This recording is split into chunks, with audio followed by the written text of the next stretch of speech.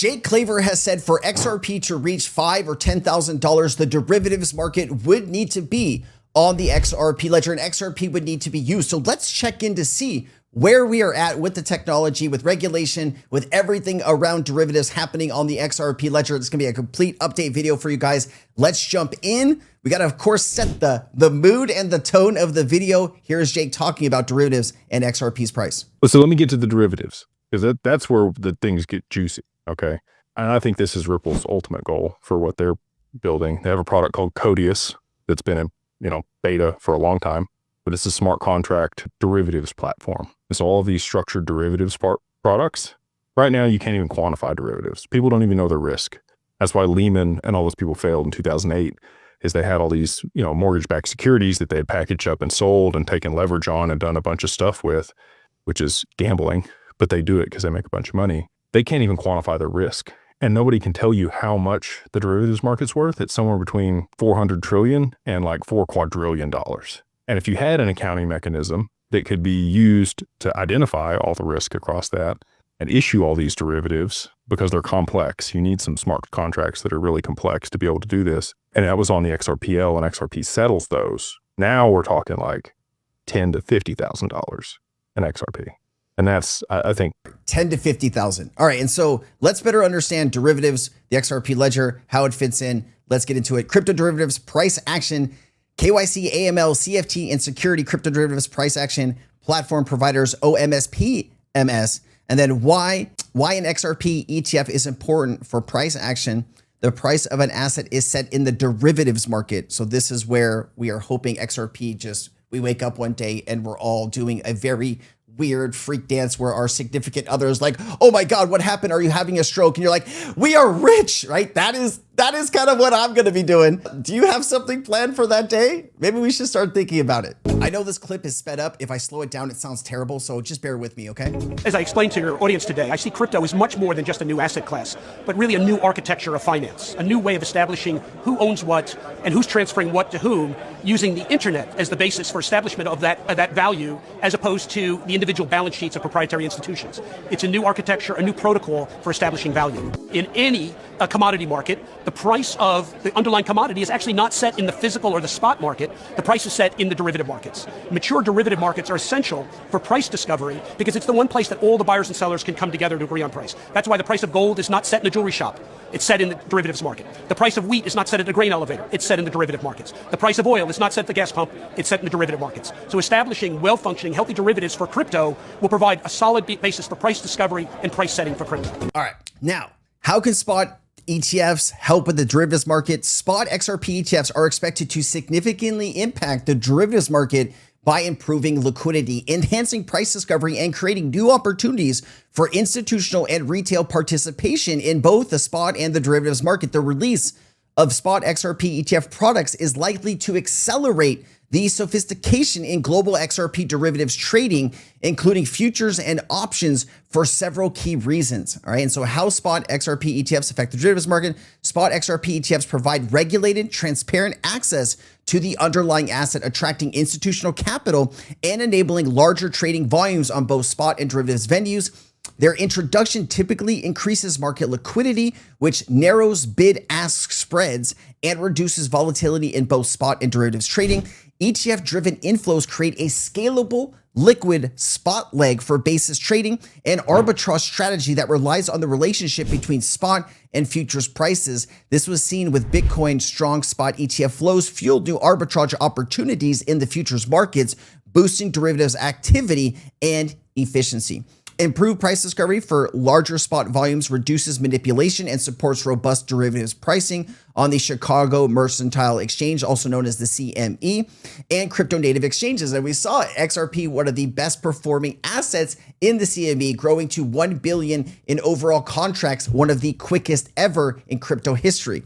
The greater transparency and trust conferred by ETFs further incentivize sophisticated derivative strategies such as a delta neutral volatility trading, expanding global market participations. And I said, will spot XRP ETFs supercharge the global derivatives market? Analysts project billions in inflows from spot XRP ETFs, potentially accounting for a major share of global crypto ETF AUM, assets under management, within months. This is expected to create a feedback loop where more ETF activity drives more spot liquidity, which in turn draws new products and more liquidity into futures, options, and structured derivatives markets. Renewed activity is visible with open interest in XRP futures rising sharply ahead of ETF launches. So one thing is feeding the other here. This is a feedback loop. The larger the ETFs will get, the larger the derivatives market will get. And we understand the price of XRP will be set in the derivatives market. You guys got it. I love that everybody is listening. You guys are amazing. High five. All right. And here is Jazzy Cooper, one of the coolest names at Ripple.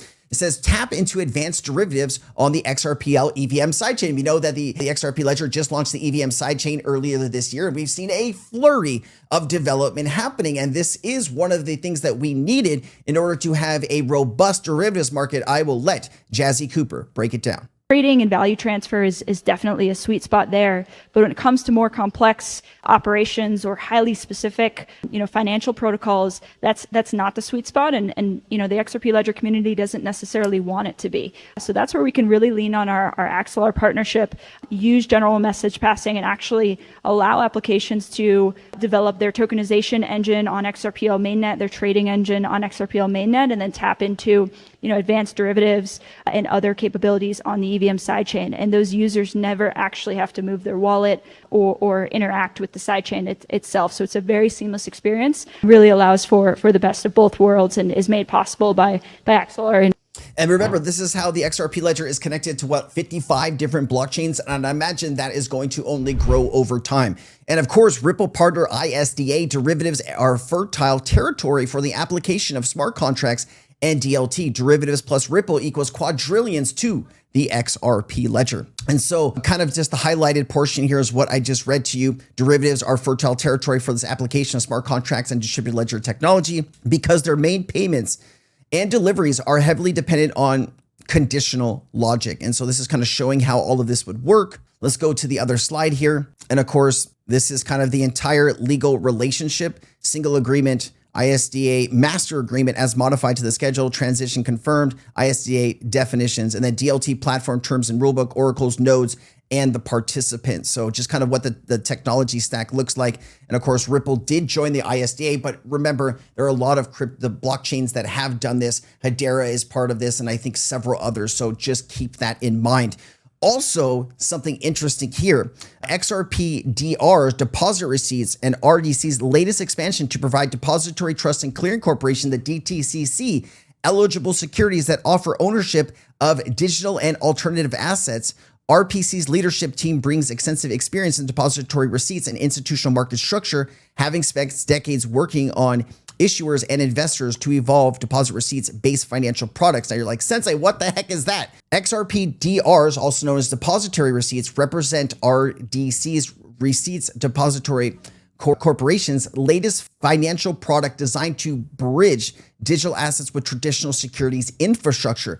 They are structured specifically to be eligible for handling by the DTCC, meaning that they can be treated similar to mainstream financial securities. What this means is XRP-DRs offer a way for investors to legally hold digital and alternative assets like XRP in the form of DTCC eligible securities. This opens the door for digital assets to be integrated into the conventional financial system, allowing institutional investors and issuers to interact with all using familiar structures and compliance standards. Who is behind RDC? And it talks a little bit about, where these people came from, but this infrastructure to support all of this, right? Derivatives is in fact already being built out. And we do know that the Robinhood, one of the main reasons that they bought Bitstamp was because of derivatives. And so I played this clip a few times, but it does talk to a larger education of what we're trying to do here. So let's go ahead and play this. This is the CEO of Robinhood talking about derivatives. And if you think about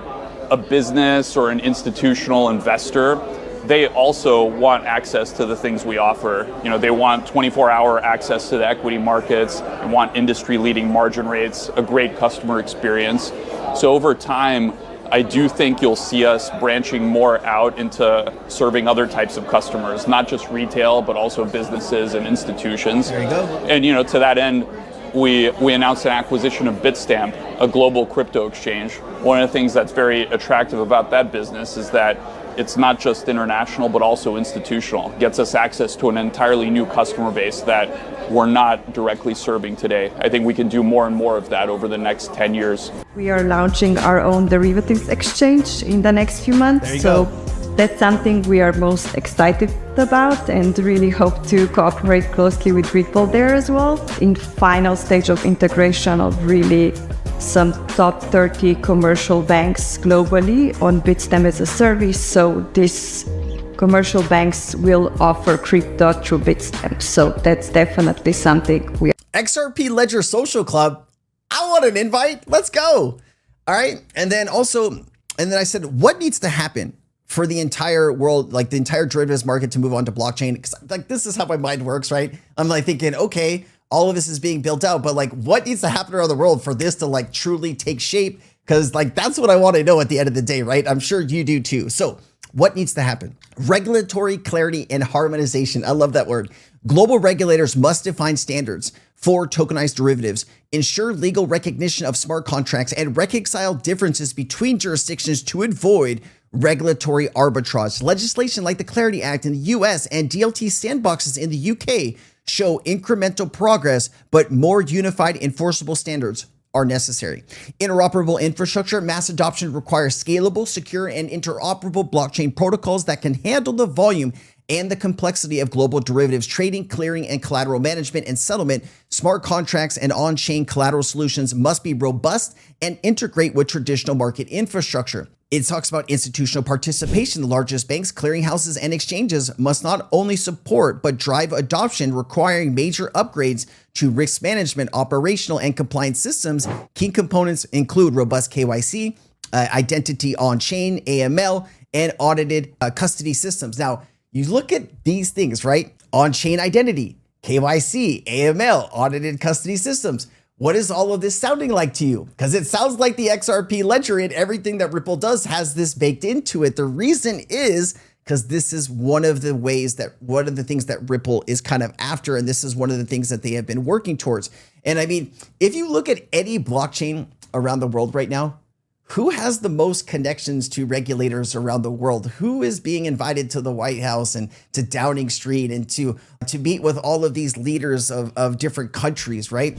Ripple is in every important meeting and boardroom and connection with financial institutions because they are one of the key pieces of this financial future and the infrastructure. And this is why I am betting I'm betting the house. Wait, what did they say? Like there's a weird saying, like, you know, when you're going kind of like all in on something. I don't know. I won't think that. I'll come back to you on that, but you get what I'm saying here. Legal and contractual standards. Organizations such as the ISDA are developing templates and definitions to enable enforceable on-chain derivatives contracts, which are crucial for resolving disputes and supporting institutional confidence. And of course, market demanded products, the development of liquid derivatives products for key asset and support from leading platforms like CME. And we saw XRP, which was one of the fastest growing assets for futures on CME XRP. And then how far are we? Partial migration underway. Some crypto derivatives and tokenized versions of traditional instruments are already traded on chain, particularly in Asia Pacific and select DeFi platforms with annual volumes reaching trillions of dollars. However, the majority of global derivatives trading, especially OTC contracts in rates, FX, and credit, remains off-chain, but is likely to see gradual hibernization over the next decade. 2025 status: institutional crypto derivatives are expanding, but regulatory, technical, and legal roadblocks keep the vast majority of the $1 quadrillion plus market and traditional infrastructure on traditional infrastructure. And so are we getting there? Absolutely. Why XRP is important for the derivatives market: liquidity and hedging, institutional onboarding, market signaling, and risk management. If you want to stop the video here and just read all of that, please do. I did want to show you some, Jake kind of already gave you some of the price quotes. On the low end, we're talking maybe $1,000. On the high end, we're talking $10,000 to $50,000, obviously. But there is a lot of things happening around derivatives. Coinbase is offering XRP futures. When you see futures, that is derivatives, just to clear that up. But XRP, Like, see what's happening here. XRP futures open interest, CME 1.33 billion. This was at the end of last month. Binance 655 million. Bybit, Gate.io, BitGet, BingX, OKC.